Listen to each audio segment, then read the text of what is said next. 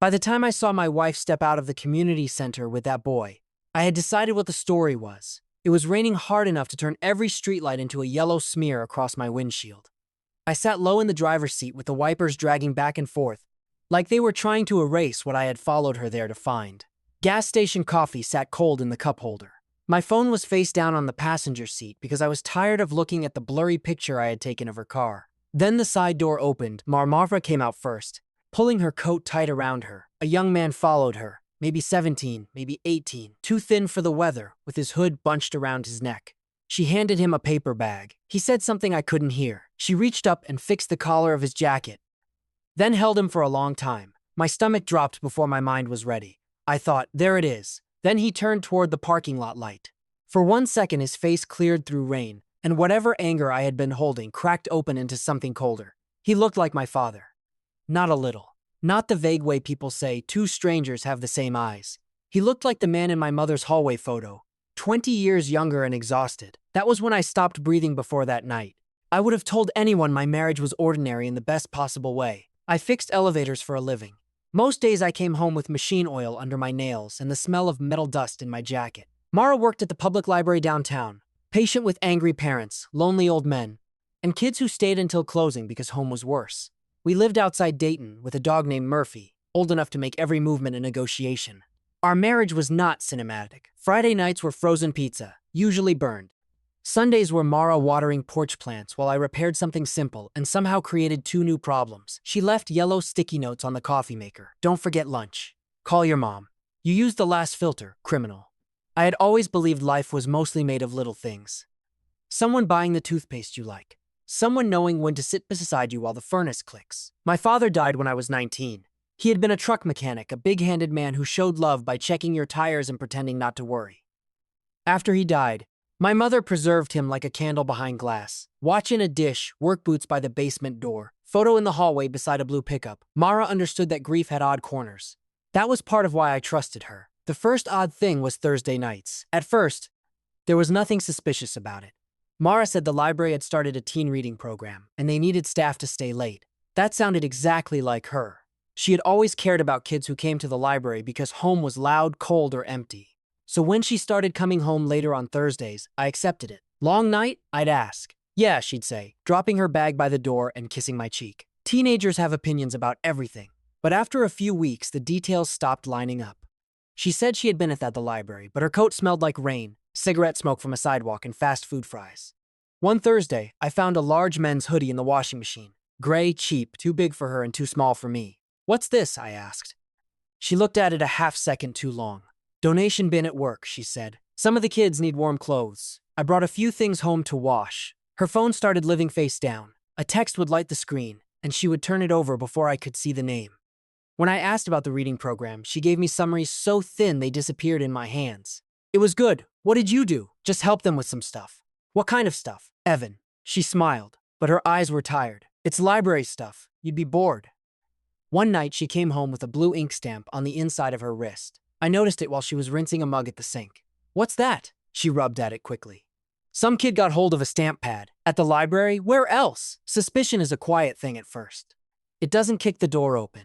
It sits in the corner and waits for you to notice it breathing. I started noticing everything. Mara changed her phone passcode. She said the library updated its security policy because staff sometimes accessed patron information. Maybe that was true. Maybe it wasn't. She took calls on the back porch even when it was cold, one arm wrapped around her waist, her shoulders hunched against the wind. I found receipts in her coat pocket from a discount store. Socks, thermal shirts, a prepaid phone card, granola bars. She said they were for a community drive. There were ATM withdrawals too, not large ones. $40 here, $60 there, always on Thursdays. One Tuesday night, I came downstairs for water and saw blue light under the office door. Mara was at the computer, leaning forward, one hand pressed to her mouth. She jumped when I opened the door. Couldn't sleep? I asked. Just work.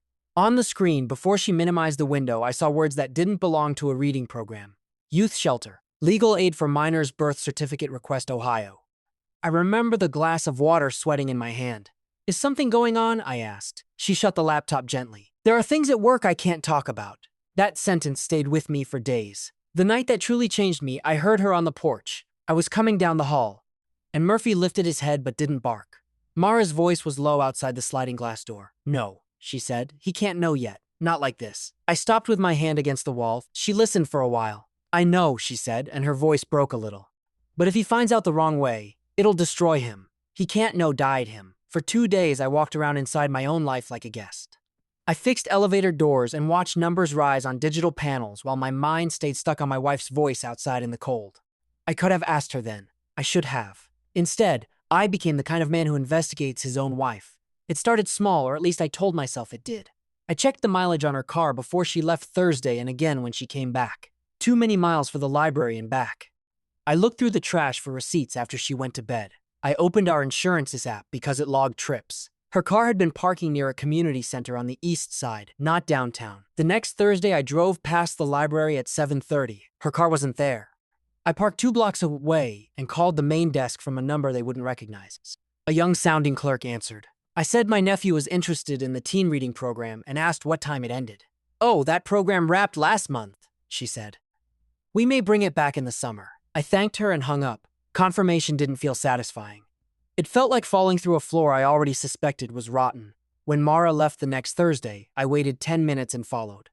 I kept 3 cars behind her, like some idiot in a bad movie. I turned off my headlights too late when she pulled into the community center lot, then panicked and parked behind a closed laundromat across the street.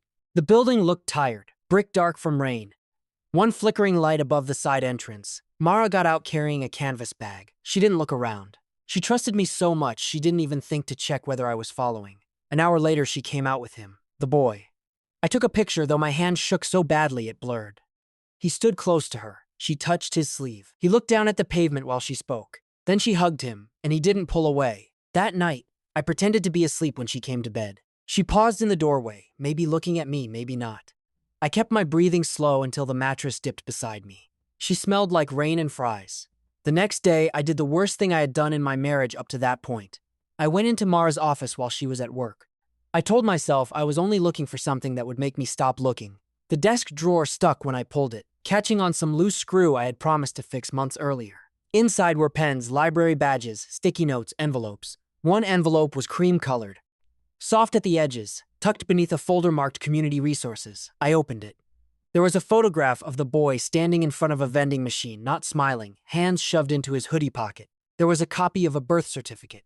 There was a handwritten note folded in half. My eyes jumped before my brain could slow down. Father's name, Daniel Price, my father's name. I read it again like the letters might rearrange themselves. Daniel Price. Under the photo was another paper with Mara's handwriting on top. Caleb, shelter intake, school records, ID help. Then the note. Not Mara's handwriting. Older, shakier. Please don't tell Evan until I'm ready. I sat back in the chair the refrigerator kicked on. Murphy's nails clicked in the hallway. My father's name sat on a stranger's birth certificate. My wife was hiding it. A boy she hugged in the rain was thanking her from a number she wouldn't show me. My mind didn't go to the truth. It went to the ugliest thing that still made sense. Was he blackmailing her? Was she using my father's name somehow? Had my family become a prop in whatever she was doing? Then her phone buzzed on the desk. She had left it charging. The screen lit up with a message preview. Thank you for not giving up on me. I don't know what I'd do without you. No name, just a number. I put the envelope down. But my hand caught the edge and sent everything sliding onto the floor. The birth certificate landed face up near my shoe. My father's name stared at me from the cheap printer paper. By the time Mara came home, I had arranged it all on the kitchen table. Murphy lay under the chair. Tense and silent, Mara opened the back door at 9:18. I remember because I had looked at the clock too many times. Her coat was wet. Her hair clung to her face. She took one step into the kitchen and stopped. Her eyes went to the table. All the color left her face. How long? I asked. She didn't answer. I laughed once, but there was nothing amused in it. That's really where we're starting, Evan, she said carefully. How long has this been going on? She looked at the photo, then at the birth certificate. Her mouth opened and closed. That silence confirmed everything I already thought I knew. I stood up so fast, Murphy scrambled backward. Do you have any idea what this looks like? Yes, she whispered, then explained it. I need you to sit down. No, you don't get to manage me right now.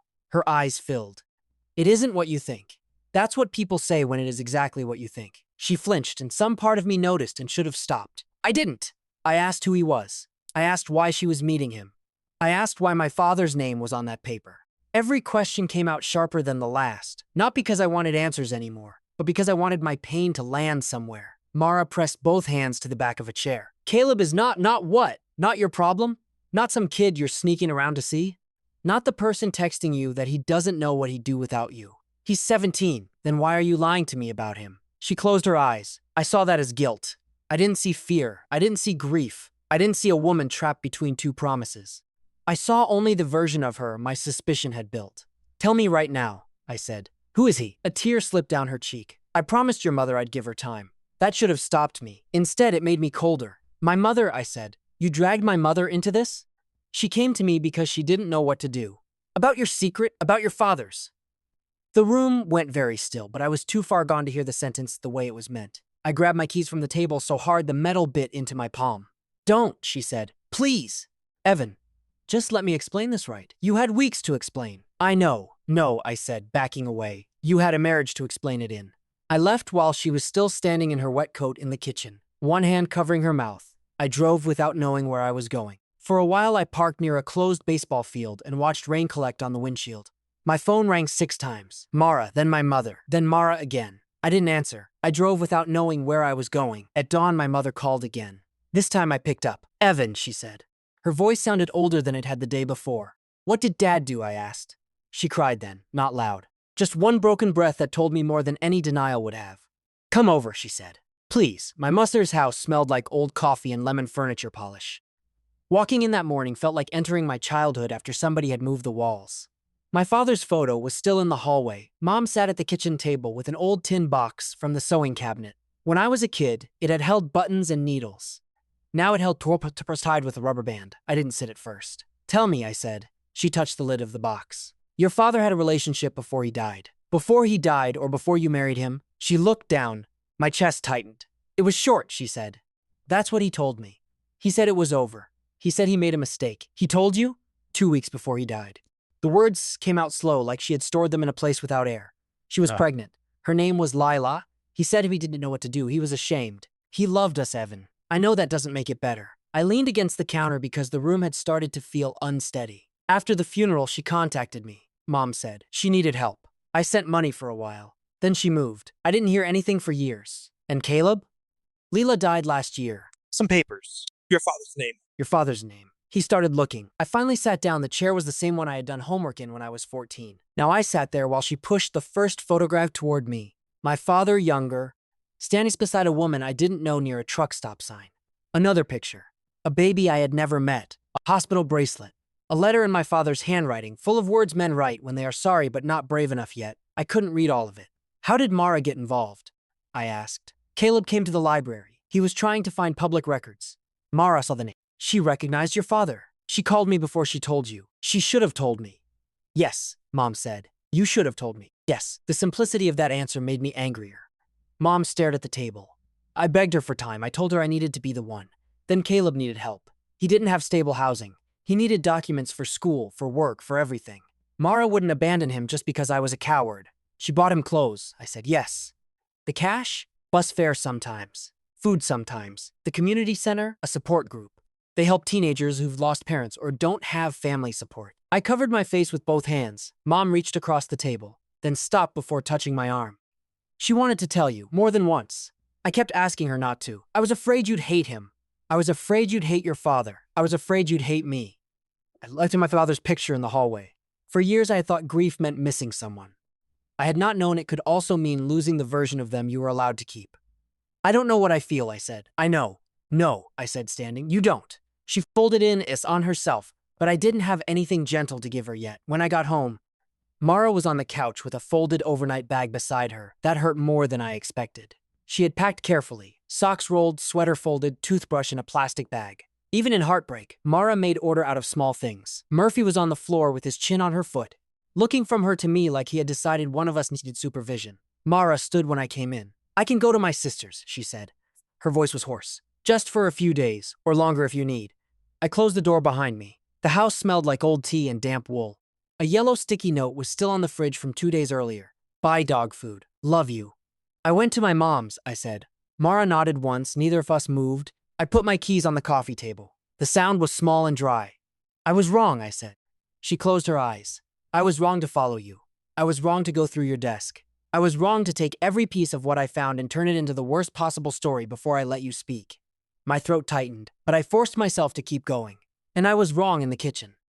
The things I said. I couldn't finish. Mara sat back down slowly, like her knees had lost their strength. You were scared, she said. That doesn't excuse it. No, she didn't soften that. I was grateful and ashamed. She picked at the sleeve of her sweater. I should have told you. Every Thursday I told myself I would come home and say it. Then I'd picture your face. I'd picture your mother crying. I'd picture Caleb sitting in that center with nowhere to go, asking if his brother hated him before his brother even knew he existed. My brother, I said. Mara looked up. Yes. I sat in the chair across from her, not beside her. That distance felt honest. I thought you were cheating on me, I said. I know. I hated thinking that. Then I hated myself for thinking it. Then I hated you for making me think it. I rubbed both hands over my face. It was easier to be angry than confused. Her eyes were red, but she didn't cry. I wasn't protecting you as well as I thought I was. I think maybe I was protecting myself too. I didn't want to be the person who broke your father open. He was already broken, I said. More sharply than I meant to. She nodded. The furnace clicked. Murphy sighed and came to lie between our feet. After a while, Mara went to the kitchen and came back with another cup of tea. She set it near me without a word. I don't know how to fix this tonight, I said. I don't either. I don't want you to leave. Her face changed, but only slightly. Hope made her cautious. But I don't get to say that like nothing happened, I added. I broke something too, so did I. Later, I asked for Caleb's number. Mara looked uncertain. I'm not going to ambush him, I said. Just, if he wants to meet. I typed 3 different messages and deleted all of them. Finally, I wrote, This is Evan. I'm sorry for finding out in a way that probably made things harder. You don't owe me anything. If you ever want to talk, I'd like that. His reply came the next afternoon. Okay, maybe breakfast somewhere public? I laughed when I read it, not because it was funny exactly, but because it was careful in a way I understood, somewhere public. Neutral ground, an exit available. We met Saturday at a diner near the bus station. The kind with cracked vinyl seats and menus that had too many pages. Mara came with me but sat near the window, with a book she never opened. Caleb was already there when I walked in. He looked younger in daylight. Thin wrists, dark hair that needed a cut. My father's mouth. My father's eyes when he didn't trust the situation yet. I stopped beside the table. Caleb? He nodded. Evan? Yeah. We shook hands because neither of us knew what else to do. I sat across from him. A waitress came by, poured coffee, and asked if we needed a minute. We both said yes at the same time. That made him smile a little. He put too much sugar into his coffee. 4 packets, then a 5th after tasting it. My father had taken his black. I was relieved by that small difference. He said Mara had helped him get a copy of his birth certificate and apply for a training program. He said she had shown up every Thursday even when he was rude, because he kept expecting adults to get tired and disappear. She didn't, he said, looking down into his coffee. No, I said. She usually doesn't. He reached into his backpack and took out a photo with bent corners. My mom kept this, he said. I don't know if you want to see it. I did and didn't. He slid it across. My father stood beside a young woman with windblown hair. Caleb's mother, I guessed. His arm wasn't around her. They weren't smiling like lovers. They looked like 2 people standing in the middle of a decision neither of them knew how to make. I touched the edge of the photograph. All my life, my father had been a clean story. Good man. Hard worker. Loved his family. Gone too soon. Now the story had a folded page I hadn't been allowed to read. I don't know how to be your brother, I said. Caleb looked at me then, really looked. I don't know how to have one. Then maybe we don't start there. What do we start with? I glanced at the menu. Breakfast. He smiled again, this time more real. Across the diner, Mara watched us over her untouched book. She didn't smile like everything was fixed. She just looked tired and hopeful and afraid to be either. After breakfast, Caleb and I stood near the bus stop. The rain had cleared. I told him he could text me. He said maybe. That was enough. On the drive home, Mara and I didn't say much. The traffic lights seemed to last too long. Murphy's dog food rolled in the back seat because we had finally remembered to buy it. When we pulled into the driveway, Mara got out but didn't walk ahead like she usually did. She stood near the porch, hands in her coat pockets, waiting for me. I came around the car. For a second, we just looked at each other. There was no speech big enough to fix what had happened. No apology that could untangle every lie, every fear, every old wound my family had handed to my marriage. But there was the porch light. There was our old dog barking behind the door. There was Mara, still there, not because nothing had broken, but because maybe broken things did not always have to be thrown away. I reached for her hand. She let me take it. Inside, Murphy barked again, impatient with all human drama that delayed his dinner. Mara gave a small laugh, and it caught in her throat. I used to think secrets were always proof of betrayal. I don't think that anymore. Sometimes people hide things because they are selfish. Sometimes because they are afraid. Sometimes because they are trying badly to keep the truth from shattering everyone. That doesn't make hiding right. It just means fear can wear a lot of disguises. Mine had looked like certainty. Mara's had looked like silence. My mother's had looked like preservation. And Caleb, who had done nothing wrong, had carried the weight of all of it before I even knew his name. I am still angry about what was kept from me. I am still ashamed of what I became when I thought I understood. Mara and I did not heal in one night. We had hard conversations after that. Some ended with one of us staring at the floor. Some ended with tea gone cold between us. Some ended with Murphy wedging himself against our knees. But we started telling the truth not perfectly, not gracefully, just more often than before. And some Saturdays, when Caleb's schedule allows, we meet for breakfast. He still ruins his coffee with sugar. I still pretend not to notice. Sometimes he asks about our father. Sometimes I ask about his mother. Sometimes we talk about nothing more important than whether the Bengals are going to disappoint everyone again. A booth, a cup of coffee, a brother I didn't know I had, a wife I almost lost because I mistook fear for evidence, a house where the porch light is on when we come home. These days, when Mara leaves a note on the coffee maker, I read it twice. Not because I'm looking for secrets, because I know now how much can live inside the things we almost overlook.